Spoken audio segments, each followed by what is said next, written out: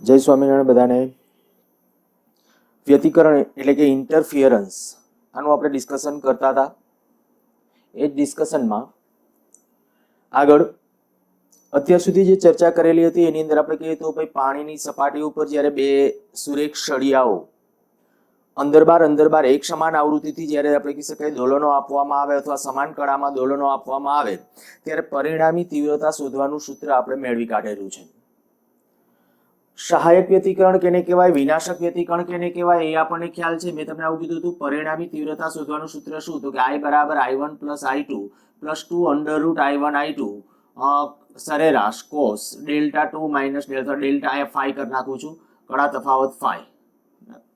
જ્યાં ફાઈ એટલે શું આપણે લખવાનું છે તો ડેલ્ટા 2 માઇનસ ડેલ્ટા 1.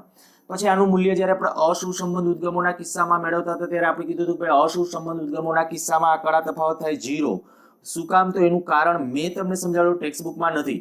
બરાબર, અસુસંબંધ ઉદ્ગમો વખતે કીધું હતું કે આ સરેરાશ કોષનું મૂલ્ય, કારણ કે આ સમયનું વિધેય થાય. આ જે ડેલ્ટા 2 માઇનસ ડેલ્ટા 1 હતું એ આપણે ઓલું ડેલ્ટા 2 ડેલ્ટા 1 જે મેં લખાવેલું હતું એમાં સમય હાજર હતો, અને સમય હાજર હોય ત્યારે આપણે કહી શકાય કે સમયનું એક આવર્તકાળ પરનું એનું સરેરાશ મૂલ્ય થાય 0, અને પરિણામે અસુસંબંધ ઉદ્ગમો હતા તો તીવ્રતાનું સમીકરણ આપણને આ મળ્યું હતું I બરાબર I1 પ્લસ I2.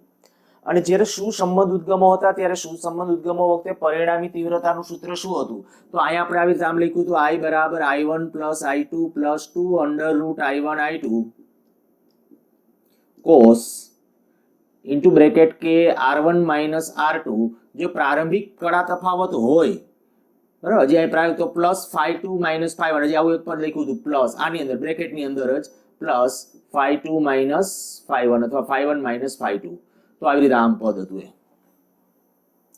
પણ પછી આપણે કીધું હતું કે સરળતા ખાતર જો ફાઈ 2 માઇનસ ફાઈ 1 બરાબર 0 લેવામાં આવે તો પદ આ થાય, અને ખરેખર સુસંબંધ ઉદ્ગમોના કિસ્સામાં તીવ્રતા શોધવાનું આપણું સમીકરણ એ હતું. એનાથી તરત પાછા આગળ વધીને જ્યારે આપણે કીધું કે જો સરળતા ખાતર I બરાબર I1 પ્લસ I2 લઈ લઈએ તો પરિણામી તીવ્રતા શોધવાનું આપણું જે સમીકરણ I બરાબર 4I0 કોસ વર્ગ ફાઈ બાય 2 અથવા તો આપણે કંઈક ફાઈ ને બદલે શું લખવાનું હતું તો કે ફાઈ ને બદલે છે એ કે R1 માઇનસ R2 બાય કે R1 માઇનસ R2 એક આપણું કડા તફાવત હતો. તો એ સમીકરણ આ, અથવા આને આપણે બીજી રીતે લખવું હોય તો I બરાબર 4I0 કોસ વર્ગ કે R1 માઇનસ R2 અપોન 2. જે આ ફાઈ એટલે કડા તફાવત, અને કડા તફાવતનું સમીકરણ આ છે. આ ધ્યાન રાખજો, સુસંબંધ ઉદ્ગમો હોય તો સાચું, I સુસંબંધ ઉદ્ગમો હોય તો સાચું છે, આ સુસંબંધ ઉદ્ગમો માટે સાચું છે. ઓલું I મેક્સિમમ I મિનિમમ. સુસંબંધ ઉદ્ગમો વખતે વ્યાપક પરિણામ આ છે, પણ સાથે સાત રાશિઓ સરખી આપણે જે લીધી હતી મેં S1 અને S2 ઉદ્ગમો માટે સાથે સાત રાશિઓ સમાન હોય તો સમીકરણ આપણું આ હતું. આ બધી ડિસ્કશન ઓલરેડી થઈ ગઈ છે, અને આના આધારે સહાયક વ્યતિકરણ કેને કહેવાય, વિનાશક વ્યતિકરણ કેને કહેવાય એનું પણ ડિસ્કશન કરી ગયા હતા. જ્યારે શૃંગ સાથે શૃંગ કે ગત સાથે ગત સંપાત થાય ત્યારે સહાયક વ્યતિકરણ, અને સહાયક વ્યતિકરણ વખતે I મેક્સિમમ હોય, I મેક્સિમમ મૂલ્ય કેટલું હતું તો આટલું. એવી રીતે I મિનિમમ હોય તો અહીંયા માઇનસ આવી જાય, ખાલી એટલું પદ બદલી જશે. તો એ આપણે I મિનિમમ, અને એના ઉપરથી લાસ્ટ લેક્ચરની અંદર આપણે કેટલાક MCQ પણ ડિસ્કસ કરેલા હતા. અચ્છા, હવે અહીંયા સુધીનું આપણું જે ડિસ્કશન છે એની અંદર આપણે શું કર્યું તો કે બે સુસંબંધ ઉદ્ગમો, વ્યતિકરણ ભાત. એક વસ્તુ યાદ રાખીએ, વ્યતિકરણની મેં પહેલા વ્યાખ્યા આપેલી હતી ત્યારે શું કીધું હતું કે વ્યતિકરણ એટલે શું? તો કે બે કે બે કરતા વધારે તરંગોનું સંપાતીકરણ. બે કે બે કરતા વધારે, તો હું એમ કહીશ કે ભાઈ કોઈ પણ પ્રકારના તરંગોનું વ્યતિકરણ થાય, કોઈ પણ પ્રકારના તરંગોનું વ્યતિકરણ થાય, આ ગમે ત્યાં લખી નાખજો. કોઈ પણ પ્રકારના સંગત, લંબગત, યાંત્રિક, બિન યાંત્રિક કોઈ પણ પ્રકારના તરંગો છે તો તરંગો પર તરંગ હોવું જોઈએ. તરંગ, કિરણ કોઈ વ્યતિકરણની ઘટના ન અનુભવી શકે. જો વ્યતિકરણ એટલે શું? બે કે બે કરતા વધારે તરંગોના સંપાતીકરણને લીધે ઉદ્ભવતી ભૌતિક અસર. હા, પછી વ્યતિકરણ ભાત દેખાશે કે નહીં એ કેટલીક કન્ડિશનો ઉપર છે. વ્યતિકરણ ભાત દેખાશે કે નહીં એનો આધાર એ ચોક્કસ કન્ડિશનો ઉપર છે. હમણાં હું તમને કહું છું. હું દાખલા તરીકે અત્યારે તમને કહું, પેલા પાણીની મેં પેલું આપણે કીધું હતું કે ડ્રોઈંગ શીટ છે, ડ્રોઈંગ શીટ ઉપર આપણે કે કાચનું એક પાત્ર રાખ્યું, એમાં લાકડાના બે અથવા બે સુરેખ સળિયાઓ કદાચ આપણે તો આમ કે આ પોઈન્ટ એવી રીતે આમ અંદર બાર થશે, એટલે તો તમને ત્યાં શું જોવા મળશે તો કે કેટલાય ડ્રોઈંગ શીટ ઉપર કેટલાય પ્રકાશિત અને અપ્રકાશિત બિંદુઓ, એમાં પ્રકાશિત બીજા બિંદુઓ ભેગા મળી અને આખો એક પટ્ટો મળશે, જેને હવે પછીથી નામ આપશું સલાકા.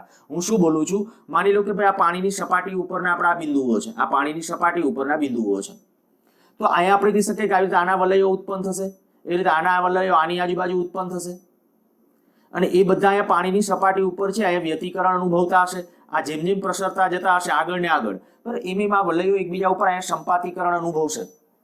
અને આપણે વાત કરી ગયા હતા લાસ્ટ લેક્ચરની અંદર એક સ્થિત વ્યતિકરણની મેં શરત લખાવેલી હતી કે ઉદ્ગમો બંને સુસંબંધ હોવા જોઈએ. સ્થિત વ્યતિકરણ મેળવવું હોય તો ઉદ્ગમો કેવા હોવા જોઈએ, સુસંબંધ હોવા જોઈએ.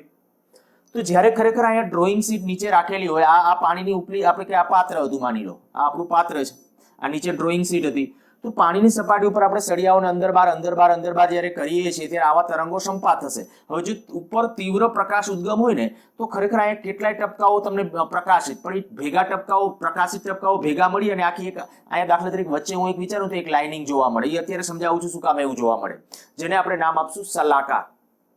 બરાબર, એક એ નામ આપશું સલાકા. પણ હું તમને અત્યારે ખાલી એક આટલું કહેવા માંગુ છું કે આ પાણીની સપાટી ઉપર પ્રસરતા તરંગો છે. હવે આપણા ચેપ્ટરનું નામ છે તરંગ પ્રકાશશાસ્ત્ર. મીન્સ કે આપણે વ્યતિકરણ સમજવું છે તો પ્રકાશનું વ્યતિકરણ સમજવું છે, પાણી ઉપર પ્રસરતા તરંગોનું નહીં. આ તો વાત થઈ પાણી ઉપર પ્રસરતા તરંગોનું. આમાં આપણે ભાઈ આ એક ઉદ્ગમ છે, આ બીજું ઉદ્ગમ છે, તો એ ઉદ્ગમ માટે આપણે જે સૂત્રો તારવા એ પાણી એની સૂત્રો પાછા આપણા આ પ્રકાશ તરંગો માટે સાચા જ છે. પણ પ્રકાશના કિસ્સામાં વ્યતિકરણ જોવું કેમ? આપણે શું કરતા હતા કે ભાઈ આને પરિણામે અહીંયા તીવ્રતા અને આને પરિણામે અહીંયા પેલા સ્થાનાંતર લખતા હતા, પછી એને પરિણામે આપણે તીવ્રતાઓ લખી શકાય. તો એ તીવ્રતા અહીંયા કેટલી હશે? જો સહાયક વ્યતિકરણ હશે તો 4I0, વિનાશક વ્યતિકરણ હશે તો તીવ્રતા 0, કારણ કે આ બે ઉદ્ગમો આપણે સુસંબંધ અને પેલી સાથે સાત રાશિઓ સરખી. મીન્સ કે આનો જેટલો કંપ વિસ્તાર હોય એટલો જ કંપ વિસ્તાર આનો. આ તમને યાદ આવી જવું જોઈએ. જો યાદ નથી આવતું તો એનો અર્થ એવો થાય કે હજી આગલા લેક્ચરો છે એ તમે જોયેલા નથી અથવા તો પ્રોપર રીતે જોયેલા નથી. સારું, હવે હું તમને જે વાત કરવા જાઉં છું, જો આવું કરીએ, આ જે પાણીની સપાટી આ આકૃતિ ભૂસું છું, જો આને બદલે કંઈક આવું કરીએ, માની લો આ એક શીટ લઈએ, ડાર્ક શીટ કોઈ, એની અંદર બે છિદ્ર બનાવી નાખીએ. એક સોડિયમ લેમ્પ, માની લો કે એક લેમ્પ આપણે અહીંયા રાખીએ છીએ, બીજો એક લેમ્પ અહીંયા રાખીએ છીએ. આને જ્યારે આપણે કંઈક પ્રકાશિત કરવામાં આવે, આ બંને લેમ્પને જ્યારે પ્રકાશિત કરવામાં આવે, સોડિયમ લેમ્પ બોલું છું. સોડિયમ લેમ્પ શું કામ આનું આમ કારણ તો ખરેખર પરમાણુ ચેપ્ટર વખતે કેમિસ્ટ્રીમાં કદાચ તમને ખ્યાલ હોય તો કે એમાં છે ને દ્રશ્ય પ્રકાશ જો તમારે જોઈતો હોય, પીળા રંગની નજીકની તરંગ લંબાઈ જોઈતી હોય ને તો સોડિયમ લેમ્પ છે એ વધારે સારી રીતે એ કામ કરી આપે છે. શું કામ એવું હોય? સોડિયમ લેમ્પમાં પીળા રંગની નજીકની તરંગ લંબાઈઓ મળે. એનું રીઝન કે તમારે સમજવું હોય તો એ આપણે પરમાણુ વાળા ચેપ્ટરની અંદર ડિસ્કશન કરીશું. ત્યારે અહીંયા આપણે આ જ્યારે કહીએ કે જ્યારે આ લેમ્પ સોડિયમ લેમ્પ પ્રકાશિત છે, તે માની લો કે કોઈ એક રંગી પ્રકાશ આના ઉપર એક રંગી પ્રકાશ છે એ આપાત થાય છે. અહીંથી જે તરંગો આ આપણે કહી શકીએ અહીંથી આ એક જાણે કે બિંદુવત ઉદ્ગમની જેમ જ વધશે. અહીંથી આમ તરંગો છે એ ગોળાકાર તરંગ, કારણ કે બિંદુવત ઉદ્ગમ હોય એટલે ગોળાકાર તરંગ અગ્ર હોય, એ રીતે આના પણ ગોળાકાર તરંગ અગ્ર હોય. અને આના જે ગોળાકાર તરંગ અગ્રો છે અને આના જે ગોળાકાર તરંગો, વર્તુળાકાર નહીં ગોળાકાર બોલું છું, એ ગોળાકાર તરંગગ્રહો એકબીજા સાથે અહીંયા સંપાતીકરણ થશે. અને જો અહીંયા તમે કોઈ પડદો રાખો તો પડદા ઉપર જ્યારે જુઓ તો પડદા ઉપર કોઈ એવી પ્રકાશિત અપ્રકાશિત પટ્ટાઓ અથવા બિંદુઓ જોવા મળતા નથી. શું બોલ્યો હું? કે જ્યારે અહીંયા માની લો કે કોઈ એક ડાર્ક, માની લો ફોટોગ્રાફિક સીટ, આપણી એક્સરે ની જે સીટ આવે એ કોઈ ડાર્ક સીટ, વચ્ચે કાણું પાડી દીધું, અહીંયા બે આપણે કંઈક બે સોડિયમ લેમ્પ રાખી દીધા આની બરાબર સામે, અને અહીંથી જ્યારે આપણે કહી શકાય કે હવે આમાંથી જ્યારે પ્રકાશ આવશે આ બિંદુવત ઉદ્ગમની જેમ વર્તે એટલા માટે આ સીટ રાખી છે, બરાબર. બાકી નહીતર આ ઉદ્ગમો છે. પ્રાય એકદમ નાના નાના કાણા પાડી દીધા છે જેથી કરીને બિંદુવત ઉદ્ગમની જેમ એનું બિહેવિયર હોય. હવે અહીંયાથી જ્યારે આપણે કહી શકાય કે આવા તરંગો ગોળાકાર તરંગો નીકળતા હશે, એ ગોળાકાર તરંગો એકબીજા ઉપર સંપાતીકરણ અનુભવશે અને સંપાતીકરણ અનુભવી સામે કોઈ પડદો રાખેલો હોય તો પડદા ઉપર કોઈ ભાત જોવા મળતી નથી. હા, હું એમ નથી કહેતો વ્યતિકરણ નથી થતું એમ, કારણ કે વ્યતિકરણનો અર્થ તો એ થાય કે બે કરતા વધારે તરંગોનું સંપાતીકરણ. તો આ બે તરંગો અહીંયા સંપાત થાય છે, સંપાત થાય એટલે વ્યતિકરણ થાય. વ્યતિકરણ થાય છે એનો અર્થ એવો નથી કે વ્યતિકરણ ભાત જોવા મળે. બરાબર, વ્યતિકરણ ભાત ક્યારે જોવા મળે છે? જો તમારે સ્થિર ભાત જોઈતી હોય. નહીતર શું થાય, અહીંયા પડદા ઉપર એ ભાત એટલી ઝડપથી બદલાય છે,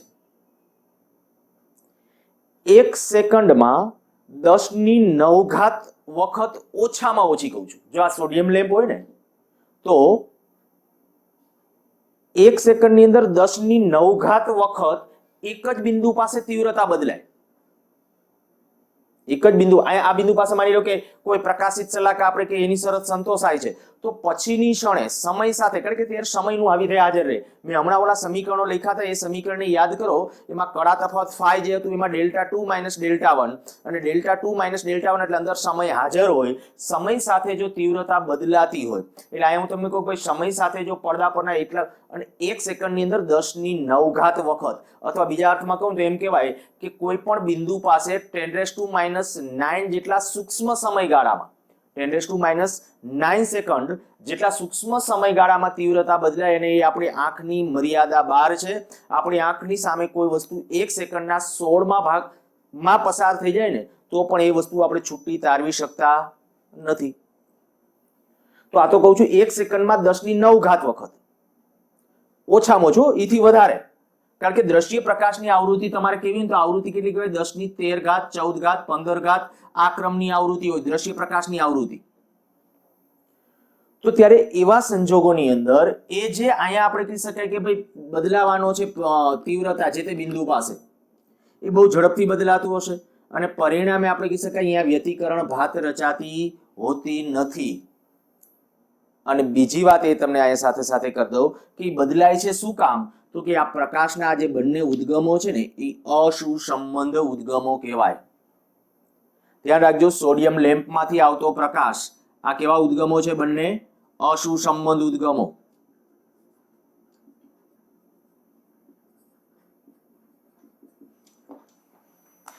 આવું કંઈક જૂના કોર્સ વખતે એક વખત આવો ક્વેશ્ચન પૂછેલો હતો કે ઓરડામાં એકી સાથે ઓન રાખેલા બે લેમ્પ દિવાલ પર વ્યતિકરણ ભાત ઉપજાવતા નથી. મીન્સ કે તમે આપણા ઘરના ઓરડાની અંદર બે લેમ્પ છે, એક લેમ્પ છે પાછો બીજો લેમ્પ છે માની લો, અને એને પરિણામે કોઈ ત્રીજી દિવાલ ઉપર કદાચ તમે વિચારવા જાઓ તો ત્યાં તમને પ્રકાશિત અપ્રકાશિત એવું પટાવો નથી જોવા મળતા. કારણ શું? તો કે બંને લેમ્પ છે ને એ અસુસંબંધ ઉદ્ગમો છે, સુસંબંધ નહીં. મેં ત્યારે સમજાવેલું હતું, ત્યારે પણ તમને કીધેલું હતું. અચ્છા, એનું કારણ તમને કહી દઉં અહીંયા કે શું કામ અસુસંબંધ ઉદ્ગમો છે. આ જે તમે કહ્યું કે લેમ્પ છે ને તો બિંદુવત ગણાય, એ બિંદુવત નથી. જે લેમ્પ છે ને એની અંદર ફિલામેન્ટ હોય.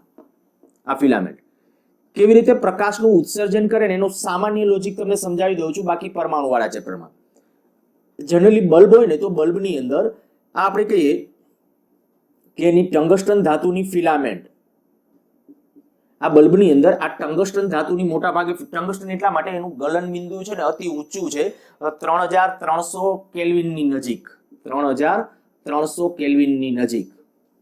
કેનું? બલ્બના ફિલામેન્ટનું ગલન બિંદુ કહું છું. મોસ્ટલી ટંગસ્ટનની હોય.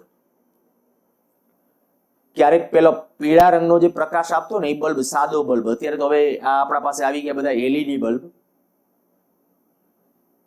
જે પેલો પીળા રંગનો પ્રકાશ ફેંકે એ તમે ક્યારેક બલ્બ છે એનો કાચને ક્યારેક ભૂલથી હાથ અડી જાય ને તો ખબર પડે કે એનું ટેમ્પરેચર કેટલું છે.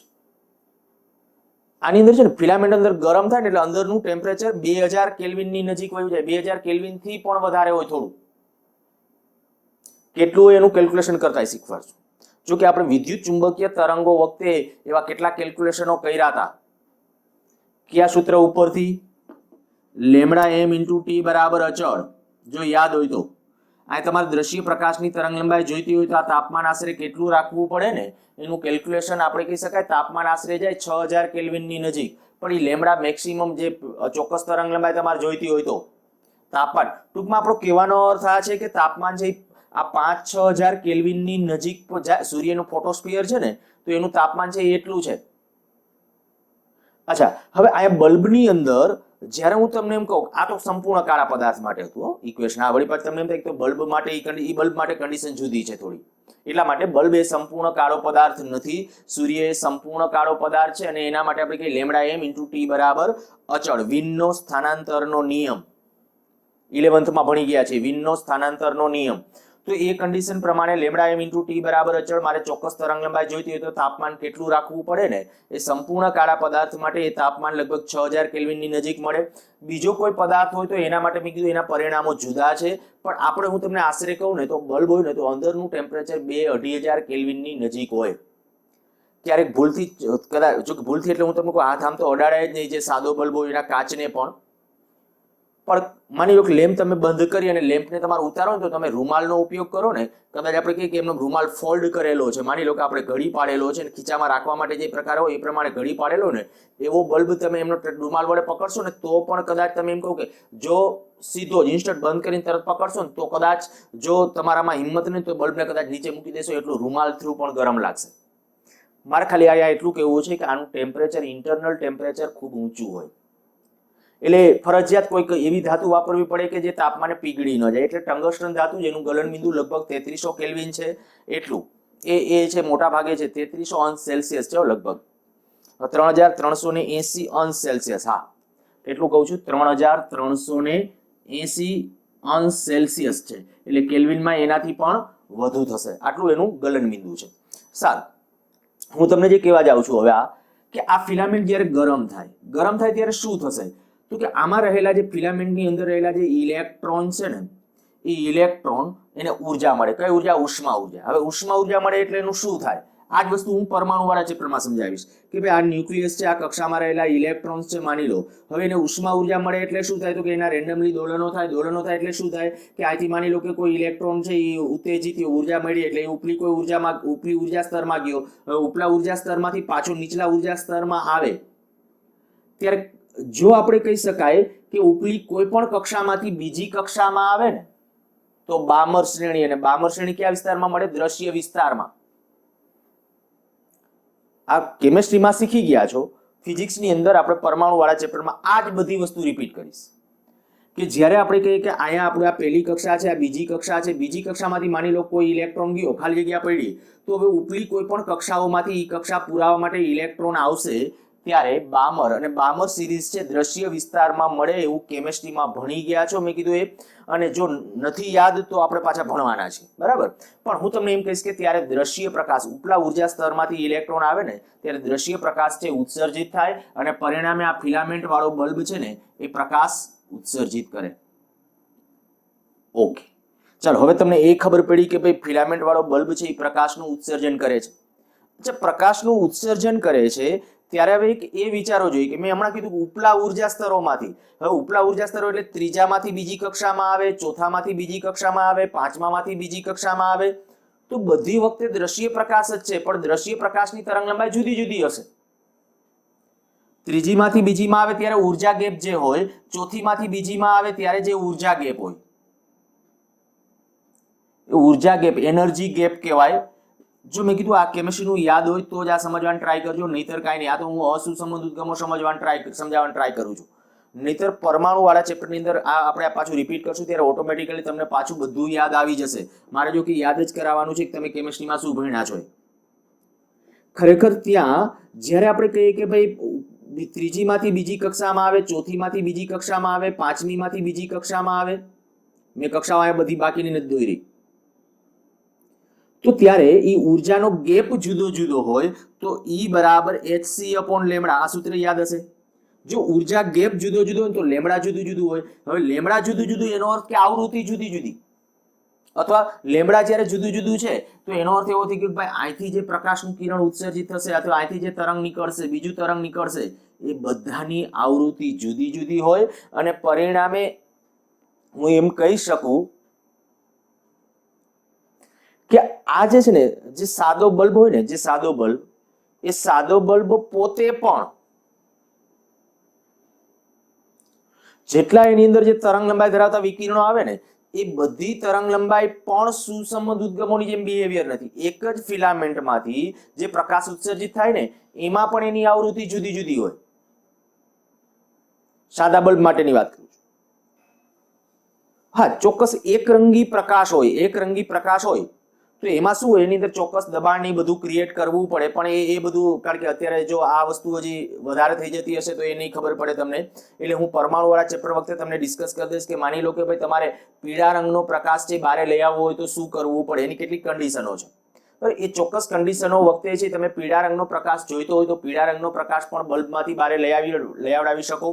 તો એ જ્યારે પીળા રંગનો એક રંગી પ્રકાશ તમે આપાત કરો તો, અથવા એમ કહું કે હવે આમાંથી બધા તરંગો પીળા રંગના જ હોય તો હું એમ કહી શકું કે બધાની આવૃત્તિ કેવી હશે, સરખી હશે અને એ સુસંમત ઉદ્ગમોની જેમ બિહેવિયર હોય. પણ આ બલ્બ, પણ હવે આ બલ્બ અને આ બે અલગ અલગ બલ્બ હોય તો કે તો બે વચ્ચે કડા તફાવત. આપણી હ્યુમન બિઈંગ તરીકે હું એમ કહું છું, human being, as a human being, તમે એમ કહો કે હું બે સોડિયમ લેમ્પ લઉં અને બે સોડિયમ લેમ્પ, એક સ્વિચ ચાલુ કરું બીજી સ્વિચ ચાલુ કરું ને,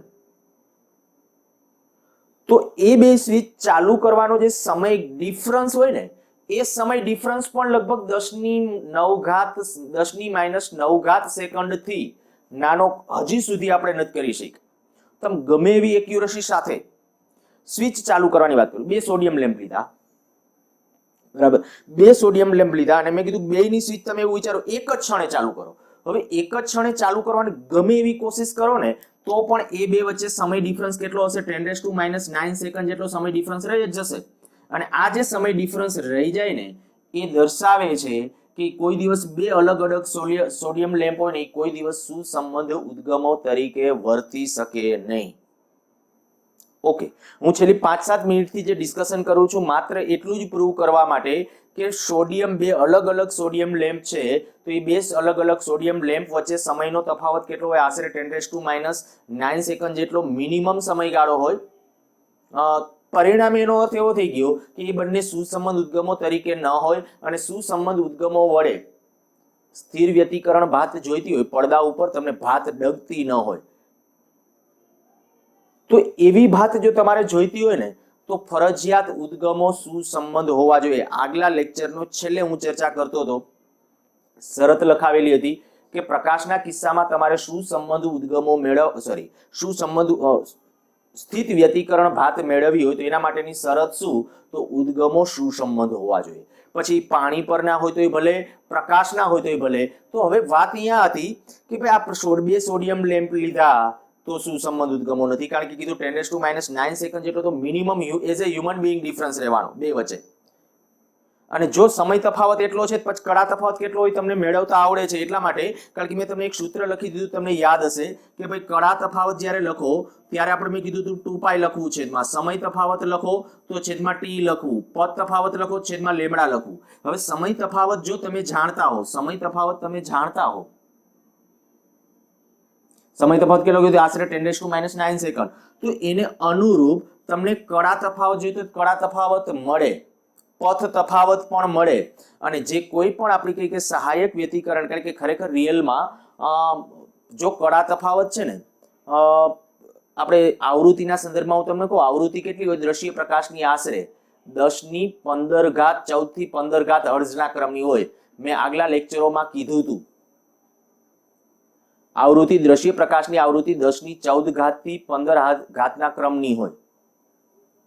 તો આને હું વ્યસ્ત લઉં તો કેટલું થાય? આશરે થાય 10⁻14 થી 10⁻15. તો આ આટલો સૂક્ષ્મ સમયગાળો છે. હવે અહીંયા તમે મેં કીધું બે સોડિયમ લેમ્પને તમે કદાચ એકી સાથે ઓપરેટ કરવાની ટ્રાય કરો ને તો એઝ એ હ્યુમન બિઈંગ તમે આટલે સુધીનો ડિફરન્સ કાઢી શકો 10⁻⁹ સેકન્ડ. પણ આટલા હજી નાના સમયગાળા સુધી પરિણામે બે સોડિયમ લેમ્પ એ ક્યારે સુસંબદ્ધ ઉદ્ગમો તરીકે વર્તે નહીં. મેં ઘણું બધું ડીપમાં કીધું છે, સમજાઈ ગયું હોય તો સારું, ન સમજાણું હોય તો આ બધું મેં કીધું કે આપણે પરમાણુ વાળા ચેપ્ટરમાં રિપીટ કરશું. પણ અત્યારે તમે એક આટલું મગજમાં રાખી લો, વ્યવહારના એક પણ સોડિયમ લેમ્પ હોય, સૂર્ય તારાઓમાંથી આવતો પ્રકાશ હોય, એલઈડી સ્ત્રોત વડે કદાચ ઉત્પન્ન થતો પ્રકાશ હોય તો એ એક પણ પ્રકાશ ઉદ્ગમ સુસંબંધ ઉદ્ગમ નથી. તો હવે ચેલેન્જની વાત એ હતી કે ભાઈ પ્રકાશના કિસ્સામાં વ્યતિકરણ ભાત મળે કે કેમ. આપણે ચેપ્ટરનું નામ જ હતું તરંગ પ્રકાશશાસ્ત્ર. તો કે તો તમારે જો વ્યતિકરણ સમજવું હોય ને તો તરંગોનું, પ્રકાશ તરંગોનું વ્યતિકરણ સમજો, પાણી પરના તરંગોનું વ્યતિકરણ નહીં. એ તો મળવાનું હતું, પાણી પરના તરંગોનું વ્યતિકરણ તો મળી શકવાનું હતું, પણ પ્રકાશના તરંગોનું વ્યતિકરણ મેળવવું હોય ને તો મેળવવું હોય એના કરતા એમ કહું કે પ્રકાશના તરંગોનું વ્યતિકરણ જો તમારે જોવું હોય ને તો ફરજિયાત સ્થિર વ્યતિકરણ જોઈ શકાય. અને સ્થિર વ્યતિકરણ માટેની શરત શું? પ્રકાશના બે ઉદ્ગમો કેવા હોવા જોઈએ? સુસંબંધ હોવા જોઈએ. અને સુસંબંધ ઉદ્ગમો કેમ મેળવવા એના માટેનો સૌ પ્રથમ પ્રયત્ન થોમસ યંગ,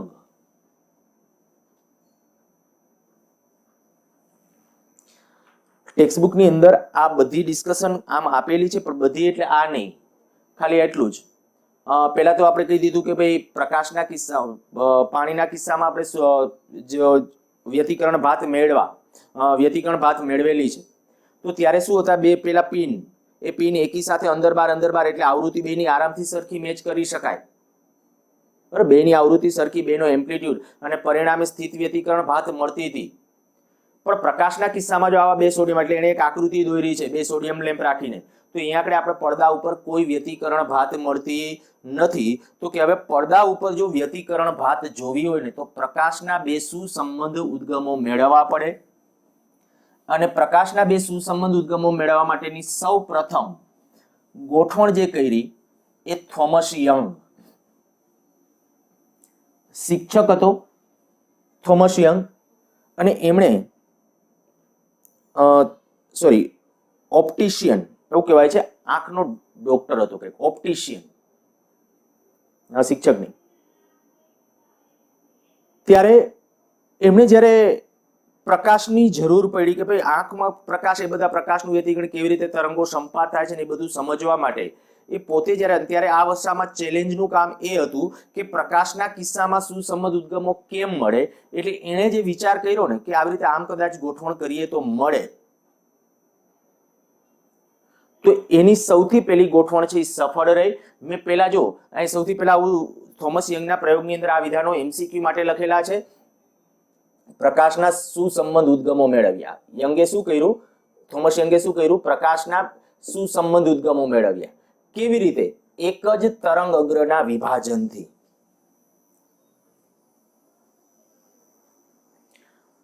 સુસંબંધ ઉદ્ગમો મેળવવાની ત્યાર પછી ઘણી બધી ટેકનિકો આવી.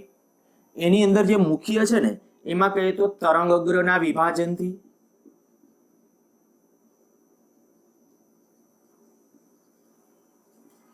કંપ વિસ્તારના વિભાજનથી,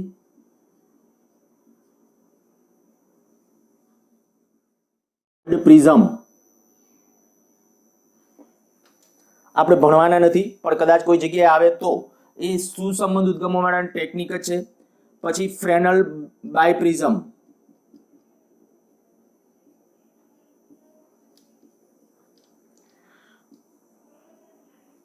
ન્યૂટન રિંગ્સ. આ બધી જ ને સુસંબંધ ઉદ્ગમો મેળવવાની અલગ અલગ ટેકનિકો છે. તમને એમ કે ભાઈ પ્રકાશના શું એમસીક્યુમાં ક્યાંક કોઈ લગભગ એમ્સમાં કે એમાં ક્યાંક એકવાર પૂછેલો હતો ક્વેશ્ચન, બાકી પછી ક્યારે, હવે તો જે એનસીઆરટી બેઝિસ પેપર છે એટલે કોઈ શક્યતા, એટલે હવે આપણે આ નહીં કરીએ, નહીતર હું કરાવડાવતો ફ્રેનલ બાયપ્રિઝમ, ન્યૂટન્સ રિંગ્સ અને લોર્ડ પ્રિઝમ શું છે. કદાચ જરૂર લાગશે તો આની એક ડિસ્કશન છે, કારણ કે બીજા કેટલાક સારા એમસીક્યુ તૈયાર થાય એટલે જરૂર લાગશે તો આપણે એક લોર્ડ પ્રિઝમ છે એનું એક ડિસ્કશન છે એ કરીશું. પણ નામ પૂરતું તમે યાદ રાખજો આ શું છે તો કે પ્રકાશના સુસંબંધ ઉદ્ગમો મેળવી અને જુદી જુદી રીતે મેળવીને એનું વ્યતિકરણનો અભ્યાસ કરવો. તો એમાંનું જે આપણે કીધું કે એક તરંગ અગ્રના વિભાજનથી, તો તરંગ અગ્રના વિભાજનથી એવી ગોઠવણ કોણે કરી? થોમસ યંગે. પછી લોર્ડ પ્રિઝમ નહીં, લોર્ડ મિરર, એક મિરરનો ઉપયોગ કરી અને એમણે કરેલું હતું, એટલે લોર્ડ પ્રિઝમ નહીં, ફ્રેનલ બાયપ્રિઝમ આવે. ફ્રેનલે છે બાયપ્રિઝમ એવી એક ગોઠવણ કરેલી હતી, એની મદદથી સુસંબંધ ઉદ્ગમો મેળવેલા હતા. ન્યૂટને એવી રીતે ન્યૂટન રિંગ્સ એવો એક આખો કન્સેપ્ટ છે, રિંગ આકારે વર્તુળાકાર સ્વરૂપની અંદર છે એ મેળવી શકાય. પણ આ બધું મેં કીધું આપણા માટે રેન્જ બાર રહેશે, એટલે આપણે બહુ આના ડિસ્કશનમાં નહીં જઈએ. જરૂર લાગશે ત્યારે એક આપણે લોડ મિરરનું એક ડિસ્કશન આપણે કરીશું. સારું, તો એક શબ્દ હવે આપણા માટે, તમારા માટે, એમસીક્યુ માટે, ગુજકેટવાળા બાળકોએ પણ ખાસ ધ્યાન રાખવું કે યંગે સુસંબંધ ઉદ્ગમો કેવી રીતે મેળવ્યા? તો એક જ તરંગ અગ્રના વિભાજનથી અથવા સુસંબંધ ઉદ્ગમોને લોક કરીને. અત્યારે એનસીઆરટી માં આપણે જે નામ છે ને કે ઉદ્ગમોને લોક કરીને, સુસંબંધ ઉદ્ગમોને લોક કરીને. ઓકે, બીજું સૌ પ્રથમ પ્રયોગ કે જેમાં પ્રકાશની તરંગ પ્રકૃતિ સાબિત થાય છે. આપણે જ્યારે ચેપ્ટર સ્ટાર્ટ કર્યું ને ત્યારે આવું કીધું હતું કે હાઇગેન્સે પ્રકાશની તરંગ પ્રકૃતિ આપી, સ્વીકારાણી નહીં.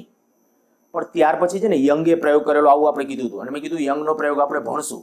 તો અત્યારે આપણે હવે એના ઉપર છીએ, યંગના પ્રયોગ ઉપર. યંગે સૌ પ્રથમ છે ને એવો પ્રયોગ કર્યો કે જેની અંદર પ્રકાશની તરંગ પ્રકૃતિ પ્રૂવ થાય છે. પ્રકાશ જો સીધી રેખામાં ગતિ કરતો હોય ને તો કોઈ દિવસ તમને વ્યતિકરણ ભાત ન મળે, એ સાચી વાત છે. પણ યંગે એ વ્યતિકરણ ભાત મેળવેલી હતી. અને કેવી રીતે? તો હવે એની ગોઠવણની અંદર. તો એમણે 3 પડદાઓ, આમ તો ખરેખર 2 સ્લિટ્સ આવી રીતે આમ ગોઠવણ કરેલી. અહીંયા દાખલા તરીકે એક પડદો, આકૃતિ ડ્રો કરવાની પ્રેક્ટિસ તમારે કરવાની છે.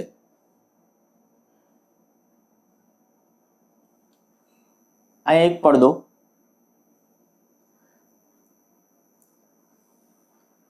અહીંયા બીજો એક પડદો,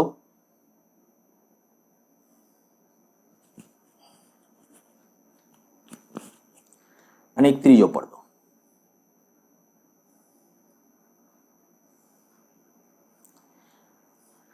આ પડદા તરીકે ખરેખર ડાર્ક ફિલ્મની જેમ, ફોટોગ્રાફિક ફિલ્મ,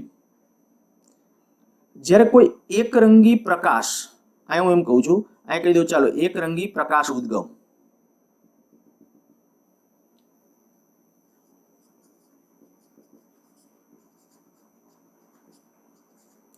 કોઈ પણ એકરંગી પ્રકાશ ઉદ્ગમ ચાલે. પીળા રંગનો પ્રકાશ હોય તો ચાલે, લાલ રંગનો હોય તો ચાલે, પણ એકરંગી પ્રકાશ ઉદ્ગમ લેવું.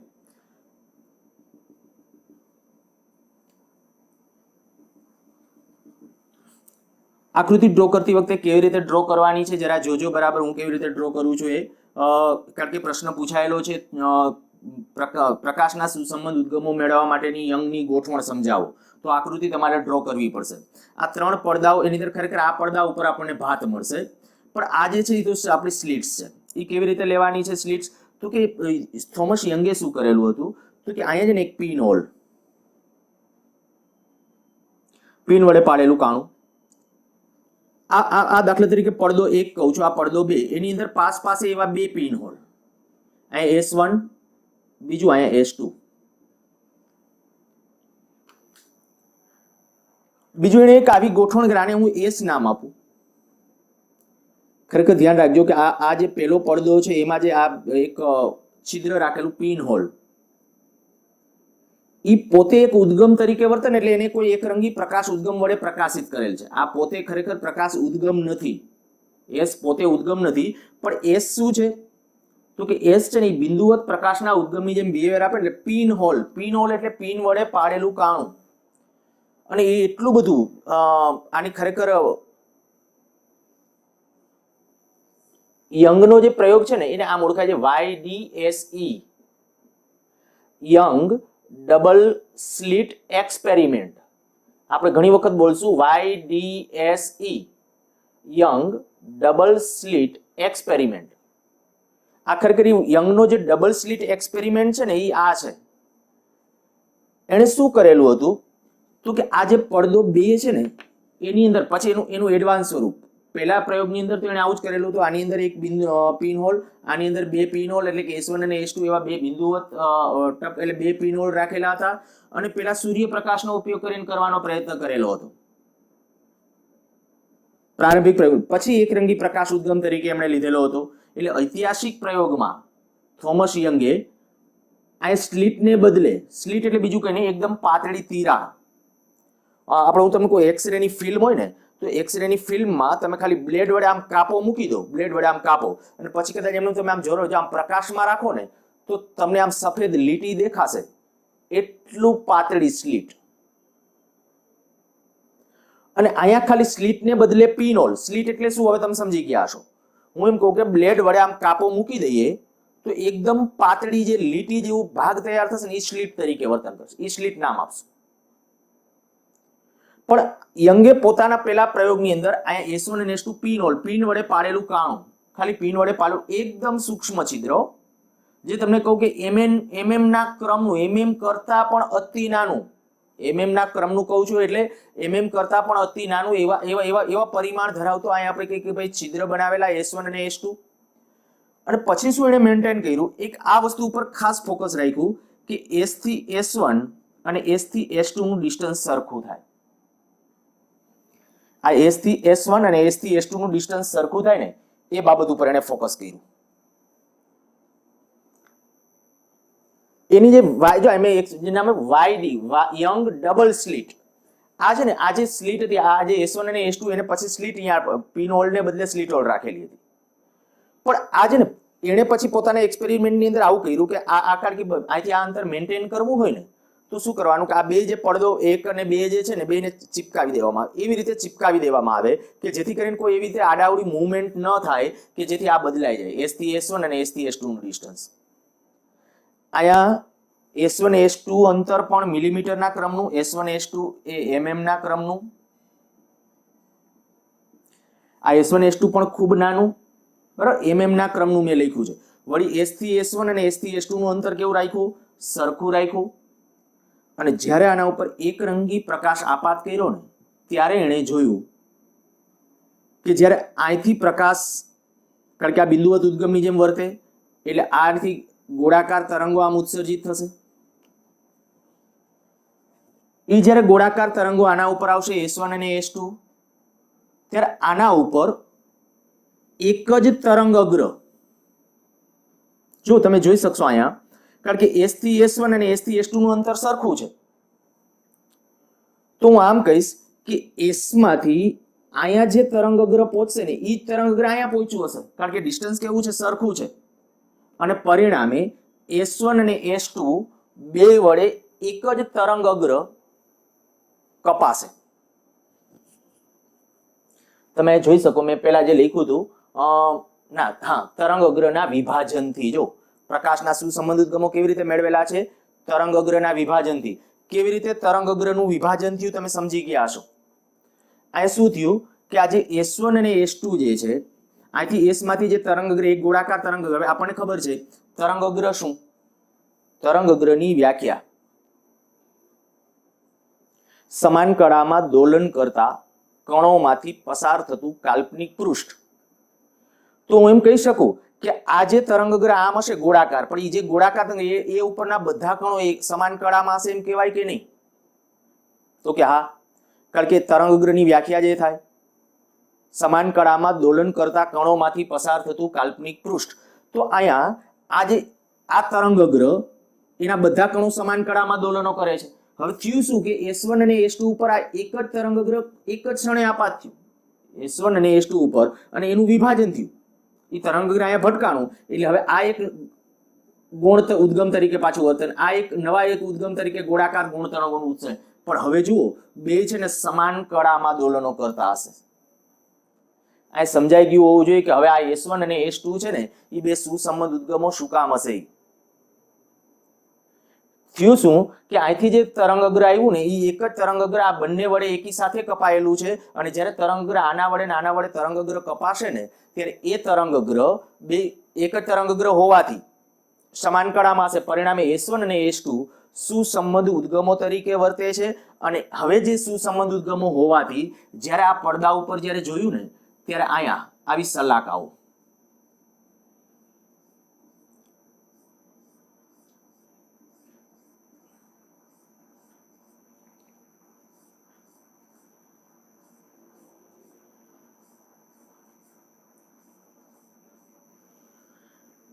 યંગે પોતાની ગોઠવણની અંદર આ અંતર છે ને મીટરના ક્રમનું રાખેલું હતું. અહીંથી અહીં સુધીનો આ જે પડદો, ત્રીજો પડદો આવે ને જ્યાં ઉપર આપણને પ્રકાશિત અપ્રકાશિત સલાકાઓ મળે એ અંતર મીટરના ક્રમનું, બરાબર, આ મીટરના ક્રમનું.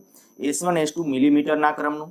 હવે એવું કરવાથી શું ફાયદો થાય એનું પણ આપણે ડિસ્કશન કરીશું. પણ થોમસ યંગે સૌથી પહેલા પ્રકાશના કિસ્સામાં સુસંબંધ ઉદ્ગમો મેળવ્યા. આટલી વસ્તુ ખાસ મગજમાં રાખશું.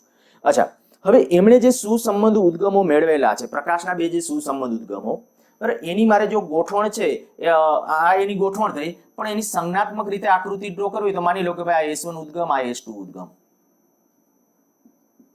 બે વચ્ચેનું ડિસ્ટન્સ અતિ નાનું. હવેથી એને પ્રચલિત સંજ્ઞામાં આપણે દર્શાવશું સ્મોલ ડી.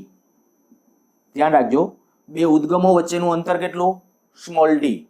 હવે પ્રચલિત સંજ્ઞા છે આ, કારણ કે જ્યારે તમને એમ કહે કે ભાઈ યંગના ડબલ સ્લિટ એક્સપેરિમેન્ટમાં બે ઉદ્ગમો વચ્ચેનું ડિસ્ટન્સ છે એ 1 mm છે, તો સમજી લેવાનું કે સ્મોલ ડી છે.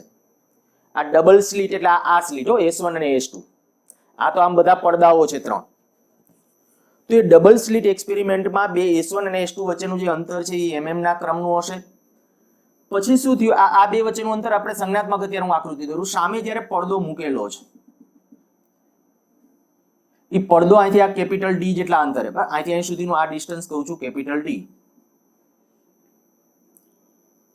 અહીં માની લો કે આ O બિંદુ છે, અહીં કઈ કદાચ O ડેશ કે નામ આપવું હોય તો આપી દો, આ O ડેશ.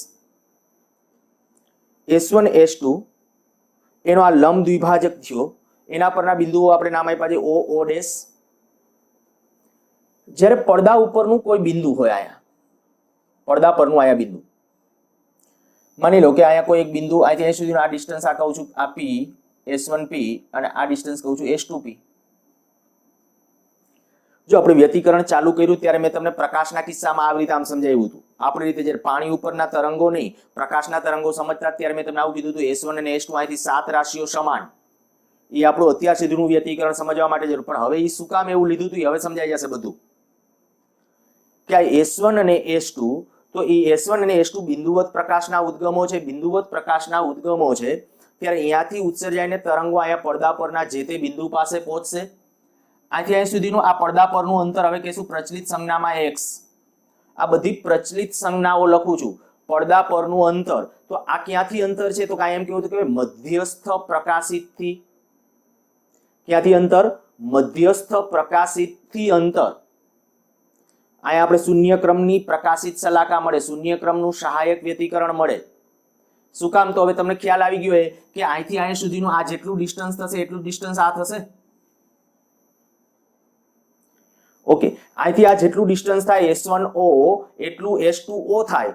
પરિણામે અહીંયા તફાવત કેટલો થાય? 0. અને પરિણામે અહીંયા કયું વ્યતિકરણ રચાય? શૂન્ય ક્રમનું સહાયક વ્યતિકરણ.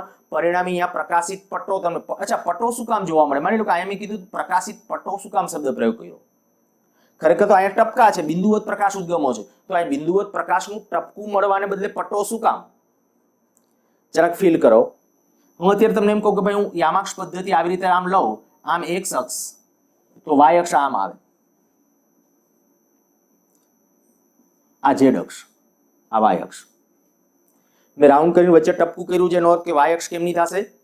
બહાર આવતી દિશામાં. આપણને ખ્યાલ છે કે હંમેશા 3 અક્ષો કેમ લેવાય? પરસ્પર લંબ. x અક્ષ, y અક્ષ અને z અક્ષ ત્રણેય પરસ્પર લંબ લેવાય.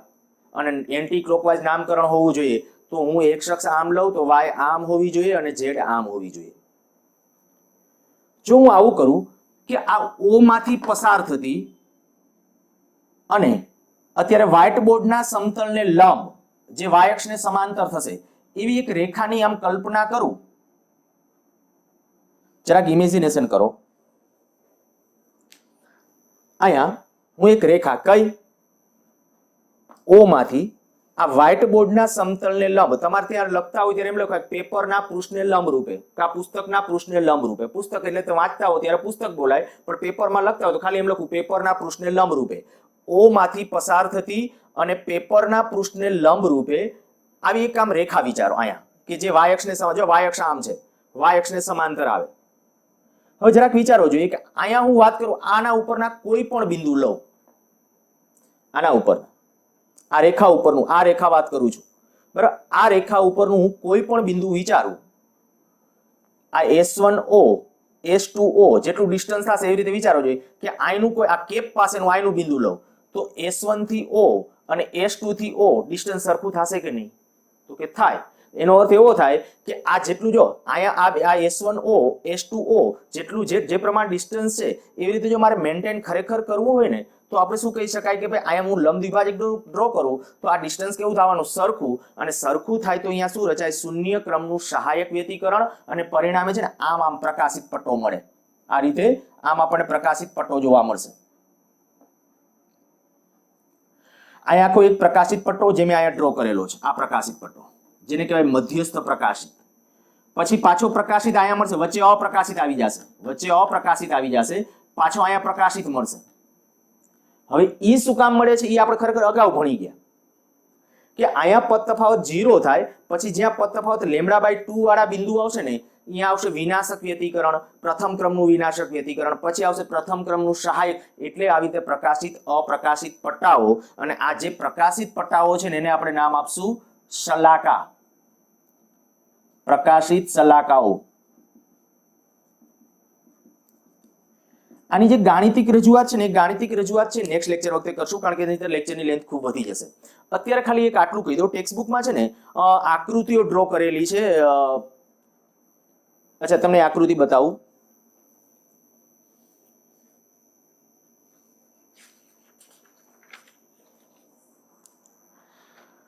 પેજ નંબર છે 365, પેજ નંબર 365 ઉપર. ઉપર કદાચ જો જોઈ શકતા હો તો તમારી ટેક્સ્ટબુકમાં નહીં તો આરામથી જોઈ શકશો. આકૃતિ નંબર છે 10.13, આકૃતિ નંબર છે 10.13. આ જે પ્રકાશિત પટ્ટાઓ, આ બધા પટ્ટાઓ દોર્યા છે, પ્રકાશિત શલાકાઓ એકદમ પાસ પાસે હોય, એકદમ પાસ પાસે હોય. જો એને તમે આને પ્રકાશિત પટ્ટાને પોળો કરવાનો પ્રયત્ન કરો ને, આમ પોળો કરવાનો પ્રયત્ન કરો તો એની કેટલીક કન્ડિશનો છે કે આ પ્રકાશિત પટ્ટો છે એને મારે પોળો જોવો હોય તો થોડોક, તો કે જેવો તમે પોળો જોવા માટેની ગોઠવણમાં ફેરફાર કરો ને એટલે તરત જ આવો અતિવલય શેપમાં આવે. અહીંયા ધાર પાસે આમ અતિવલય થઈ જાય, વચ્ચે આમ સુરેખ દેખાય, ધાર પાસે તમને આમ અતિવલય શેપ થઈ જાય. એનું કારણ પણ આપણે ત્યારે ડિસ્કસ કરીશું. પણ તમને જો એમ પૂછે કે જ્યારે પ્રકાશના બે સુસંબંધ ઉદ્ગમોના કિસ્સામાં, એટલે કે જો બિંદુવત પ્રકાશના ઉદ્ગમો હોય, બિંદુવત પ્રકાશના ઉદ્ગમો હોય તો સામે મૂકેલા પડદા પર પ્રકાશિત શલાકાઓ જે મળશે કેવા આકારની હોય, તો વ્યાપક રીતે તમારે કેવું પડે અતિવલય. કેવી રીતે અતિવલય? તો કે અહીંયા સુરેખા આવી રીતે આમ. જો અત્યારે કારણ તમે સમજવાનો ટ્રાય કરશો આરામથી સમજાઈ જશે. અહીંયા રેખા લવા તો S1 થી આનું ગમે એનું અંતર, S1 થી આ ગમે એ ભાગનું અંતર તમને કહું તો તમે વિચારી શકો ભાઈ S1 થી આખી આ બોલપેન આ ઇમેજ રાખી તેના ઉપરનું અંતર સરખું થશે. S1 થી જેટલું ઓલું ડિસ્ટન્સ થાય એટલું અહીંથી આ સુધીનું થાય કે નહીં? પણ અહીંયા માની લો કે પ્રથમ ક્રમની એક પ્રકાશિત મળે છે અહીંયા ક્યાંક. હવે અહીંયા હું આમ રેખાની એક કલ્પના કરું, પછી જરાક ઇમેજિનેશન કરો જોઈએ કે અહીંથી આ જે ડિસ્ટન્સ થયું S1, આ જ બિંદુ માની લો P બિંદુ, ચાલો અહીંયા પ્રકાશિત મળે છે, તો અહીંયા હું આમ બોલપેનની આ ઇમેજિનેશન કરું છું. હવે ત્યારે જરાક વિચારો જોઈએ કે આ જે ડિસ્ટન્સ થાય અને આ જે ડિસ્ટન્સ થાય, જો તમારે વક્રતાને ધ્યાનમાં લીધા આ બે વચ્ચેનું અંતર S1 અને S2 વચ્ચેનું અંતર છે ખૂબ નાનું, અતિ નાનું જ હશે, ત્યારે છે ને તમે એવું વિચારી શકશો કે આના ઉપરના બધા બિંદુઓ છે ને આ S1 થી P અને S2 થી P અંતર સરખું છે. એવી રીતે આના કેપ ભાગ સુધી આવો, S1 થી અહીંયા અને S2 થી અહીંયા આવો, તો તમે સમજી શકશો કે અહીંયા જેવો પદ તફાવત થાય ને આ બે વચ્ચેનો એવો પદ તફાવત અહીંયા મળશે. પણ ક્યારે? આ S1 અને S2 અતિ નાના હશે ને તો, અને આ ખૂબ મોટું હશે તો. જો એવું ન હોય ને, આ S1 અને S2 વચ્ચેનું અંતર નોંધપાત્ર એવું મોટું હોય, માની લો નોંધપાત્ર એવું, વધારે પડતું મોટું નથી કહેતો, પણ એવું હોય ને તો પછી તમે આ ઇમેજિનેશન કરો ને તો તમે સહેલાઈથી સમજી શકશો કે જો સમાન તફાવત ધરાવતા બિંદુઓ તમારે ગોતી કાઢવા, અહીંથી આ જેટલું આ બે વચ્ચેનો પદ તફાવત મળે ને એવો પદ તફાવત ધરાવતો જો બિંદુ ગોતી કાઢવો હશે ને તો એ બિંદુ આમ અતિવલય શેપમાં મળશે. આ રીતે આમ અતિવલય શેપની અંદર મળશે. નેક્સ્ટ લેક્ચર વખતે છે હું આનું કેલ્ક્યુલેશનને સમજાવીશ અને ત્યારે પણ તમને એમ કહીશ ગણિત સૂત્રો આવ્યા પછી કે અતિવલય શેપ શું કામ છે. પણ અત્યારે MCQ માટે આપણે ડાયરેક્ટલી એક વસ્તુ તો યાદ રાખી જ લઈએ કે અહીંયા પડદા ઉપર જે વ્યતિકરણ શલાકાઓ જે મળશે એ વ્યતિકરણ શલાકાઓ કેવા આકારની છે? અતિવલય. હા, આ બે વચ્ચેનું અંતર અતિ નાનું અને આ અંતર મીટરના ક્રમનું હોય ને તો સુરેખ દર્શાવી શકો છો. અહીંયા મેં સુરેખ દોરેલી છે. ટેક્સ્ટબુકમાં આપણે હમણાં જોઈ બે આકૃતિઓ હતી, એમાંની બીજી આકૃતિ છે એ વિચારી શકાય. સારું, બાકીની ગાણિતિક જે બધી ચર્ચાઓ છે એ નેક્સ્ટ લેક્ચરમાં લઈશું.